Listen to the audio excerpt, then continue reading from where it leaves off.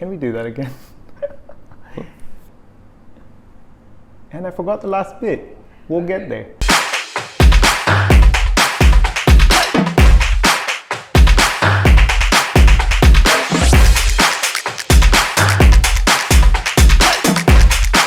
Hello everyone and welcome to Journey. In today's episode, we speak to Siew from Lakaz. Lakaz is a platform that aims to strengthen the artist community and highlight the importance of art in our society. Let's find out his story. Hi Kim, welcome to Journey. Hi crew. How are you? I'm good, how are you? No, great. I would like to ask, how did this all start? So, how did you end up creating Lakaz? Okay, so Lakaz, the idea goes quite a long time ago. I was traveling in 2013 in Argentina. That's where it started, and I was assisting to this event that was happening every Monday night, and it was this amazing little concert with a lot of drummers, and every time they had a guest star, and the music was just great. And while I was at this concert, I was thinking, it's such a simple concept, and yet we don't have it in Mauritius. But there's plenty of great percussionists. So how come we don't have this? And that question lingered in my mind, and I tried to find answers throughout the times. But then eventually, when I came back to Mauritius after my studies, I first started working for the first edition of Poly by Light, which was a great way for me to discover all the creative talents of the island. I mean, I wasn't on the island when that happened, but I still hear everyone talk about this event. I'm sure it was quite amazing. That was and it was a first, and it was an amazing experience, to be honest. And we were also working with a great team, and I had a lot of friends working there. And that was a great way for me to, as I said, discover the art that was present. And that relationship I managed to develop with some of the artists that were there gave me a lot of insight on what was happening artistically speaking in Mauritius. So one day I was talking to an entrepreneur friend of mine, and I was explaining him, my vision. I want to be able to have artists come together, and exchange with each other, create new concepts. And then he's like, "How are you gonna do that?" And I was, in my head, it was clear, I'm gonna do some research. I'm gonna travel to the places that have successfully done that, and and find the secret recipe for it to work in Mauritius. And then he just stopped me and said, "No, that's not how you're going to do it." And I was like, "Okay, so how?" He's like, "Well, it's simple. You start with what you can do." And then he just asked me basic questions like, "Do you have a space where you can have an event?" I was thinking, "Yeah, I have my house." "Do you know artists?" Like, "Yes, I have artist friends. Can you host a show and have people come?" I was like, "Yeah, people come for a party, so then you have your first event, do it now." So then I'm like, "Okay, I'll do it." We would call it a MVP, minimum viable product. Exactly. Yeah. An MVP. So then I started doing the event, and because it's at my house and it's around the arts, it's called Lakaz. So that's where the idea comes from. The name and the idea comes from. And the event was a great success. We had a show with different artworks from artists that hadn't exhibited before. We have a few interactive pieces where everybody comes on a big canvas and paints, music, a bar, and all of that. And everybody just really likes it. And there's also we also sell other people's creation. From Priya, from Mimilo, I had brought her a big chunk of her shop just to the place, and we're selling stuff and at the same time exchanging a lot of ideas with everyone. Yeah. It was great fun, and it was such a good experience that I did it 2 times again. So at the end we had 3 events, and every time it kept being like a little bit more complex, more interesting in terms of the experiences we would bring. But it wasn't financially sustainable for me. Right. Because it wasn't a viable event to have, and also after the event, the experience, just like Port Louis, that energy would fade away. So then I started thinking, how do I create something that's viable, and that can last longer as an experience as well, and have a more significant impact. So from that point on, I decided to work on a concept. And I was thinking about, first I need to understand what is the actual situation of a creative industry in Mauritius. How did you go about after that? Your first product you offered was mural, or just add art to a space. How did you go about acquiring other customers? What other products? Well, what was important, because it was my first big project, I was like, people need to know about it. So a friend of mine was a videographer. I was like, can you make a video of us making this mural, taking photos, doing the most I could to post it on social media and share it as much as I could. And that started to gain momentum. And then slowly other clients started reaching out. I was like, oh, can you do this mural? Can you do that? And so it was very organic in a way, but it was important to have at first visibility to start with. And because my scope of work was quite broad, in the sense that I would not do only one specific type of mural, right? I could just work with any artist that would fit what the client needs. And I started getting a lot of different projects, and that from that point on, it caught on. But it was a big learning curve for me. I'm sure. And a lot of hard work, because I was suddenly, at this beginning stage, you can't say no to anything. Right. So a lot of it was a lot of trial and error, making mistakes from my end, also with the team, and we learned a lot from it, but it was difficult to understand anything, from the technical point of view to the pricing to the execution. All of it we need to learn. Yeah. Which leads me to my next question. It's you're coordinating projects at the same time, but you're also running a company. What are some of the different hats you had to wear and sort of assume? So at the beginning, when I just started, I was alone, so I had to wear all the hats. But then 2 months later, I launched the space was open. My cousin joined me, Aurelia, and she really helped me, because we are very complementary in terms of skills and personality. She always says she's a square and I'm a circle, so that's how we work. But she helped me a lot with all the financial aspect of the company, logistical aspect of it, and I was more business development, reaching out to clients, and also creating concepts. And then we hired somebody to do the marketing, so we could cover all the different aspects of the company. But that being said, we're not stuck in our role, because it's a startup. Of course. Yeah. So we end up doing a lot of different things, but mostly I do the creation,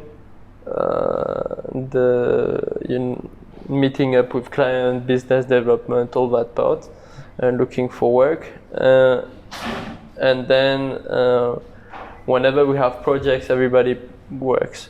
So if we have events, it's a lot of manual work, and everybody needs to put a hand, if you have murals, everybody starts painting. There's a lot of mobility in the team. Yes. Okay. Do you have any competitors? Do you consider some to be out there? Yes and no. When I started it, there was not many things like Lakaz. There was we had some talks with friends of mine, artist friends who had similar ideas. Some of them didn't end up doing it. Others did a project like this. It's slightly different what they do, but I think it has some common, strengths and skills for both sides. In my opinion, because Lakaz over time has evolved so much and changed so much in terms of our offering services, I wouldn't say that we have like direct competitors. Maybe for like one side, like we're not the only one that do murals, for example. So that, yes, we'll have competitors, but then that's just one aspect. Then like we do workshops also here, and these workshops, I work with artists directly to help them create a lesson plan and to facilitate it, and then we deliver it. But there are also workshops elsewhere that happen around creativity, right?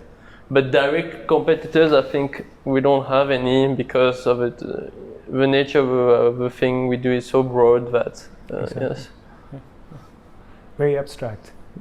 Yes, it's very abstract. It's very hard to define what we do, which makes it hard when you talk to the registrar or MRA. Can't put you in a box. Yes, exactly. It must be difficult for them. Right, no, great. Particularly at Lakaz, did you face any challenges around, let's say, the pandemic not allowing you to do events, things like that, or financially or otherwise? Well, there's been plenty of challenges along the way. I won't lie, like from all sides, right? From whether it's financial, whether it's logistical, whether it's more a human problem.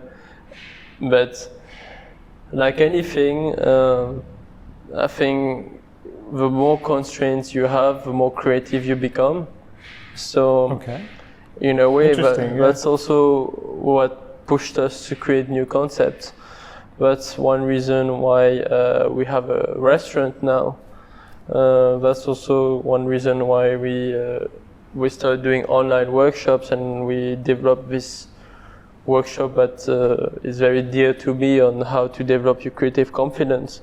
So a lot of good ideas came out of these challenges. It's just hard when it happens, emotionally and mentally speaking. I'm sure.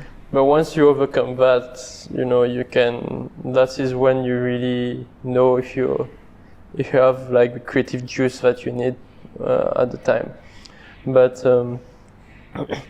I think in general it's tough, and even for Lakatora, like we had to rethink completely how do you launch a restaurant during a pandemic. We can't have events, so what we did was just creating an experience for our guests where they could discover the menu through a story, and they'll have to choose their paths, and when they choose a path, they discover a new dish, and so on. So taking them on some kind of immersive storytelling experience for them to learn about the menu. But I wouldn't have done that if I didn't have that restriction that I can only have a few people. Isn't that amazing? Yeah. I like how you see every sort of challenge as a creative opportunity to do something different. Yes. I can't wait to try the food, go through the whole experience. That's amazing. Any new entrepreneur or someone who wants to be an entrepreneur that I speak to, funding is a major issue.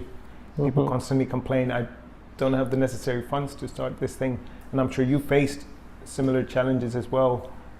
How did you work around that, and how big of a problem was it for you? Well, funding yes, you're completely right. That's always one of the major roadblocks when you're starting something new. One important thing to keep in mind, and is also what I've done with Lakatora, is to start small. If you think about what I said previously, I started at my house with an event. Why did I do that? And how did that help? Was to test-proof an idea, right? Because obviously we always think we have a great idea, but we don't really know until we actually do it. So it was a great way and cost-effective way to start something and see how people react. If people didn't like it or thought it was a terrible idea, I would have known then. But the response was positive, and that also gave me the confidence to do something, go further.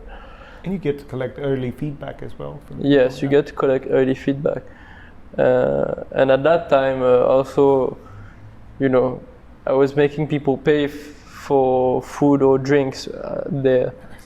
And that was a way to cover my expenses just for a small event. But you're not taking a big risk. Like, I would lose maybe like 1,000 rupees max per event. But then going forward, when you need to do something bigger, the nature of my work, I didn't need all this, right, to create something.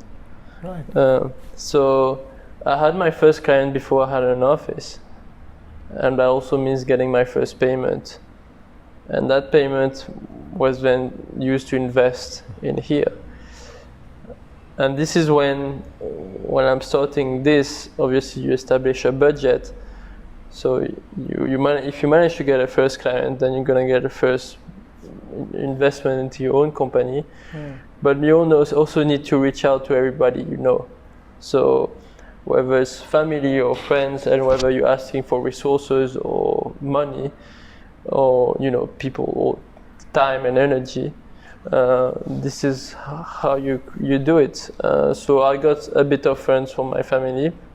I also got a lot of help from my friends that helped me paint all the walls, helped me build stuff for the office. I also reached out to everybody I had met through my previous work to give me their contact, their sources for certain stuff, so I could lower the cost of everything I would own here. With the prospect of also, looking at other clients, how do I reach out to more clients? How do I, grow with my first client, this relationship? How do I grow it? But at the end of the day, like, if you think about it, I started my first event early 2017 and had this place up and running at the end of 2018. So it was 2 years to get there. So and for like half of that time, I also had a full-time job. So it's not like I was dropping everything and going in there. I was starting small when I still had safety with my previous job. I think that's also important to keep in mind, right? Don't like gamble and risk everything and then you're not sure about it afterwards. But you can definitely minimize risk with the first thing that relates to your idea. And that first step, that baby step, is really what will give you a path forward. Leads me to the question, in this sort of sales environment, when you're pitching artistic ideas to clients, you have to be very thorough with your value proposition. How do you explain the value you bring to your clients? So the way we work is I'll meet with a client first, obviously, to understand their needs, their ideas, what their vision for this project. Then I'll go on site, feel the place, take pictures as much as I can, ask the questions that I need to ask. And then I go back, I lock myself. Like literally in a room? Yeah, like in my house, turn off my phone. Wow. Just like go play my music. It's always Chet Baker. And then I make my tea and I start working on it. And I've warned my whole team, but don't try to reach me. Don't interrupt me. How long does this process last for? Depends of the project. Can last like half a day, can last a whole day, can last a week. Wow. Yeah, but normally it's like a day or two. And then I'm creating. So I'm like thinking of everything that I saw, everything that they want, and I basically design 2 or 3 different solid ideas for them. And each idea will have a different concept, different needs, and a different budget, but all the same timeline. So this, and when they have this, I translate it into a presentation where I can talk to them about it and present the different ideas that I've had for this project. And this is where the discussion starts with them, like, oh, we really like this idea, or like, can you combine 2 ideas? Can you do this idea for the price of this idea? You know how it works. But this is a discussion, but basically what I'm selling is, our experience, our expertise in that field, our network, because we're always working with local artists, and also our creativity, because at the end, if you don't explicitly like show them, first of all, if you show them one idea, it limits the outcome, right? But when you show several ones, they understand that there are many different possibilities that they haven't thought about before, and then they understand also the potential of working with us. It's like, well, like, these people are creative, we can create many different things together. So once you do that, if they like what they see, they want to have a discussion, and obviously the discussion happens on the budget page. But but what's important for me is, for most of the clients, with that phrase, you don't know what you don't know, is exactly the case, right? Okay. They have an idea of like what they want, but really they don't know what they want. It's for you to tell them, like, these are the different things that you could want, which one do you want? That makes sense. Options help, so visualize helping them see the bigger picture, a bigger possibilities, right?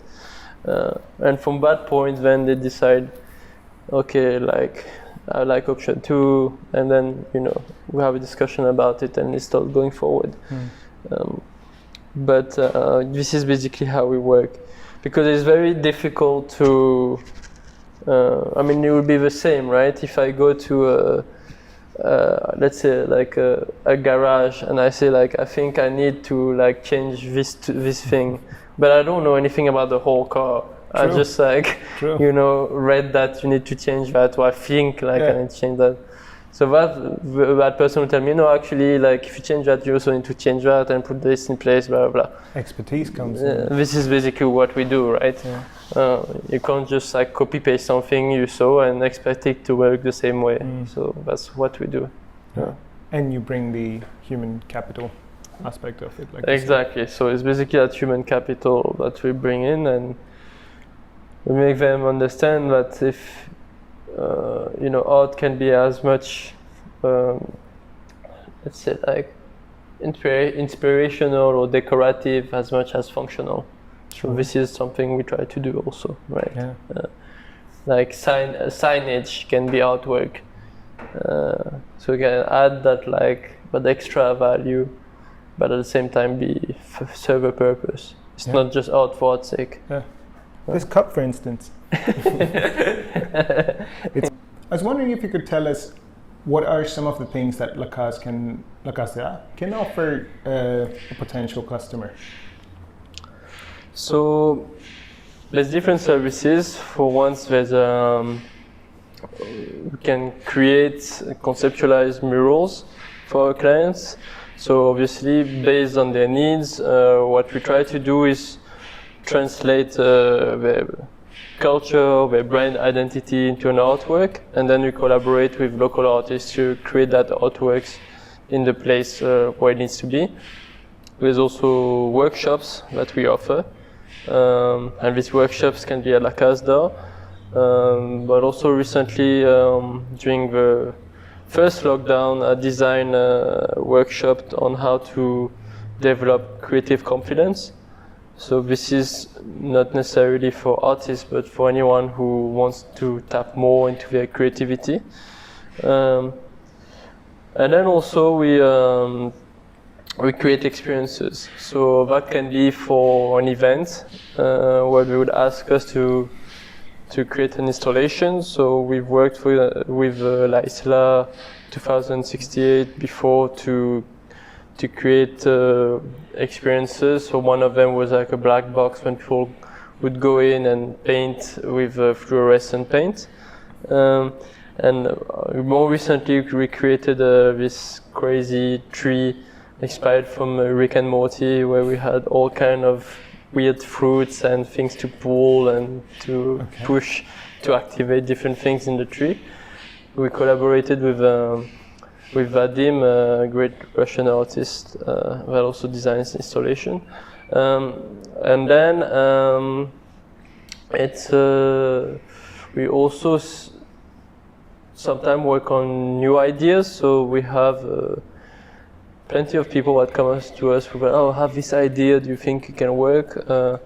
And one of them was recently this exhibition we hosted called Photo et Poésie, which combine photos and poems, haikus, and that came together with a graphic design artist. So we had 3 artists involved in one artwork, and we had over 30 artworks displayed here at Lakaz. So projects like these also we are interested in. We don't accept all of them because it takes time, obviously, but so we have it's quite a wide range of what we can do. As it should be, because you are all about creativity and yes. There are no boundaries in terms. But there are some things that you do repeatedly, for example, commissioned work, engaging installations for events, workshops and education around art. And then, of course, there's new things you do ad hoc, like events, etc. But you combine different art forms. No, that's excellent. Tell me about the latest one, Lakatora. Oh, yes. So Lakatora is an idea that emerged in the first lockdown. That was a big time of uncertainty for Lakaz because we were working a lot with hotels, and suddenly hotels had other priorities, obviously. So we also need to reconsider, what's the future of Lakaz. And one of the things that jumped out was we decided to focus on workshops, but also we started looking at a different route where we could use the space that we already have, something completely new, and that's Lakatora, a new, basically a restaurant where people can eat through deliveries, and we use a bento box to serve our meals, and every customer needs to pick from a list of 15 different items, and they create a 5-item meal that suits their taste and is delivered to them. And once they're done, next time when they order, they change their old box and get a new one, and so on. So it's a good way for people to, eat a diverse, balanced diet. And because we're located in Port Louis, I'm very aware of the limited offerings at lunch. Absolutely.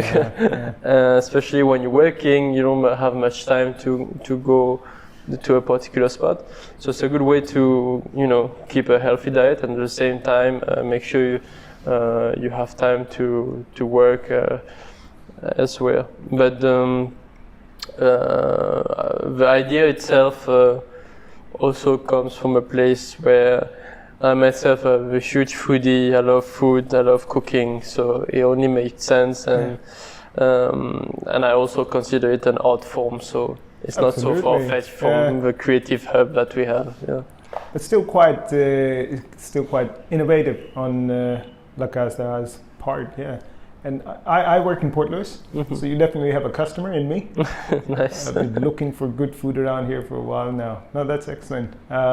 Okay, if people want to find out more about the workshops that are going on or events you're doing, exhibition, what's the best place to find that? So they can look at our website, that's lakaz.com. Okay. Or they can also go on our pages, Instagram, at Lakaz, on Facebook. That's where they'll find most of the info. And if they're really interested, we also have a newsletter that we send every month with different rubrics, including what's happening at Lakaz this month. Yeah. Nice. We'll put the details down somewhere in the description of the video. But nice. No, that's excellent. So clearly, there's a lot going on always. Yes. At Lakaz. What is the actual mission, if you may, for Lakaz, where everything ties back in? Yeah, well, the mission is very much to, strengthen and grow our local artist community. I will go as far as creative community, and also to highlight the importance of the art. I think that's key, and it works together, right? Because you need the demand and the supply, like anything else. And right now, even though it's going that direction, I think it's taking its time. Yeah. So we're trying to push it a little bit more so that more Mauritians are interested in the arts in general, and also more creative finds ways to connect with other creatives and also engage in creative endeavors in general. Absolutely.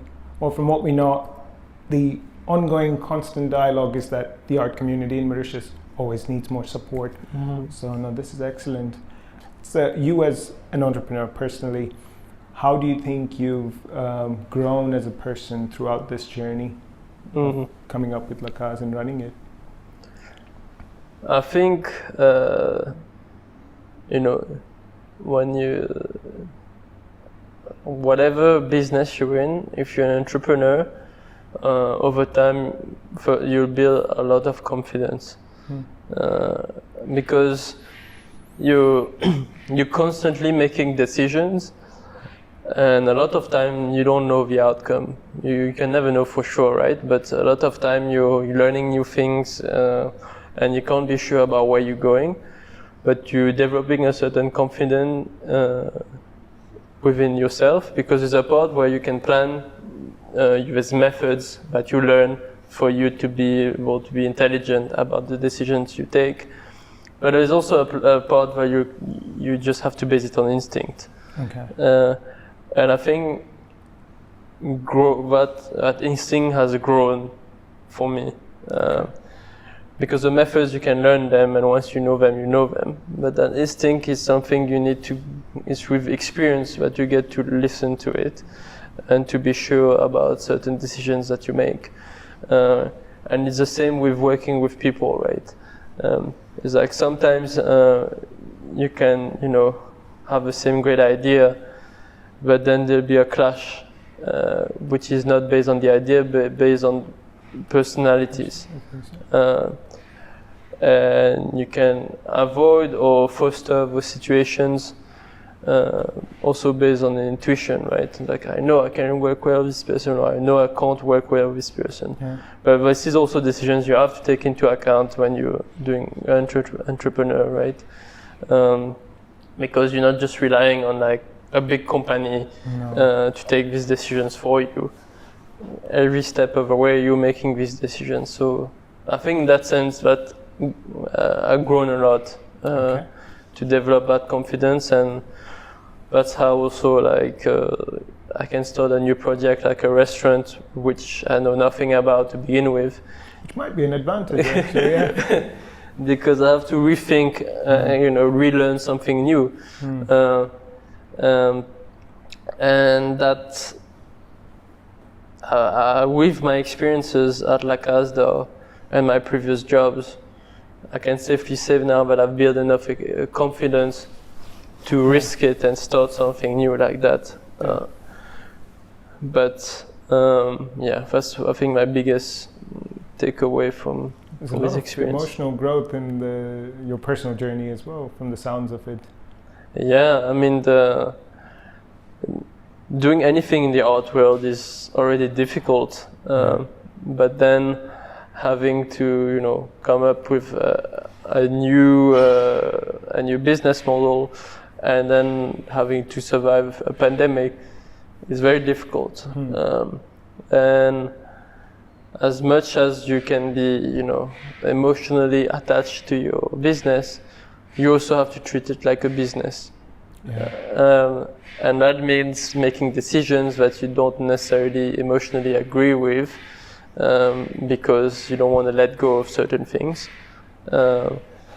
But this idea that I'll have to, for example, I had to do less murals at some point.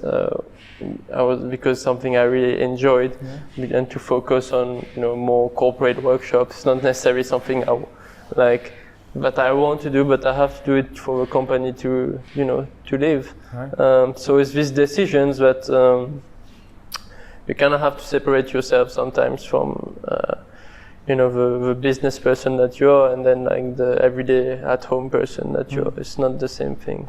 It's kind of more difficult because logic and creativity sort of go headbutt on each other a lot of the times. Right. It is obviously a very sort of creativity centered business, but I can see how you've had to learn to keep it logical or make business decisions, putting that aside. Wow, interesting. Uncertainty is a big part of everything you do at Lakaz or any entrepreneurship project. How do you deal with uncertainty in your life? I mean, uncertainty is always going to be there, right? Ever more now than ever before. I think there's one thing that you have to do, which is very important for me, is the difference between facts and perception.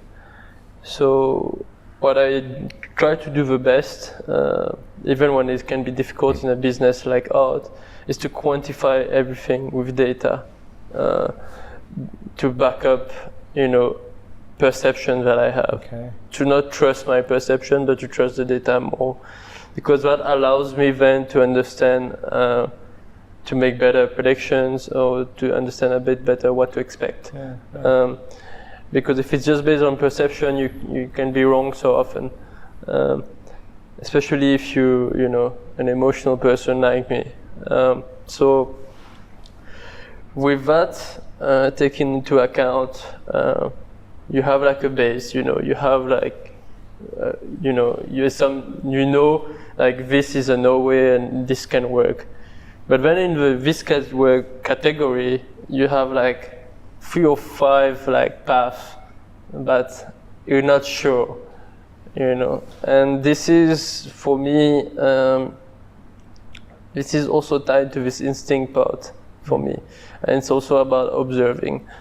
So it's about, and observing, I think it's a skill that both artists and entrepreneurs have, is to be able to understand the market and understand trends. And from that, you can pick up on, I think this is a path that will grow, I think this is a path that will fall, and you kind of make the decisions based on that.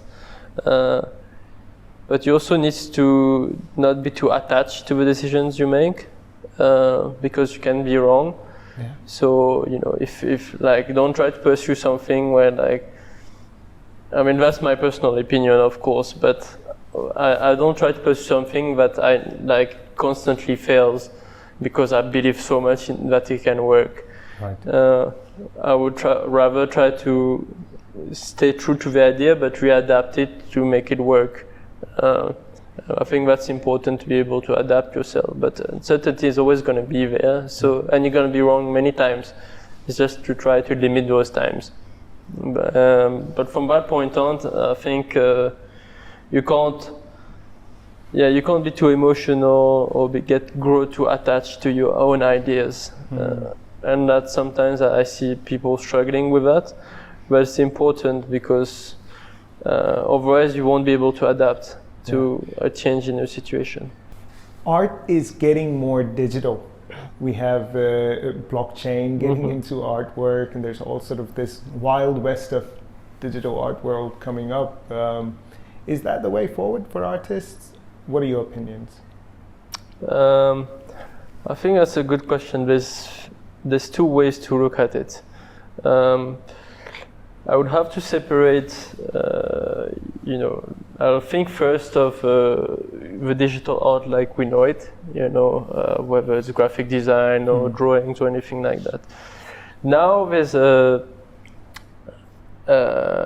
NFPs, yes, or NFTs. That's it. Yeah, NFTs or NFPs, I'm not even sure. I'm not sure, but anyway. They're blockchain based, yeah. Yes, and it gives a unique identity to a digital artwork, which allows it to become a unique piece on the art market, which is crucial for buyers, right?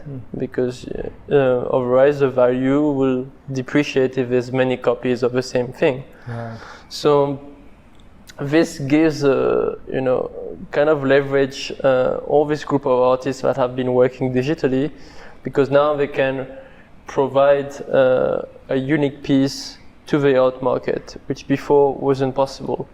And this, many platforms exist now, and most of them also use cryptocurrencies, which is, well, a lot of us heard about it. I won't go into detail because it's very complicated, but basically it provides quite a substantial financial support to digital artists who sell through these platforms. It's very much subjected to the different trends and speculations, like the art market in general, but still they can find their place there.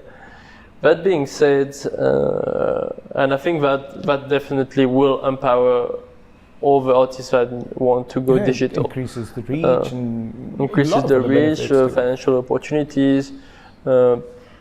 And will only give them more resources to create and experiment with new tools. That being said, I think there's also another section, another way to look at it is that for different art forms, especially performing arts, right? Whatever, dance, theater, music. These are experiences that, in my opinion, are always better live than digital, because of the human connection that you have to the performers during that time.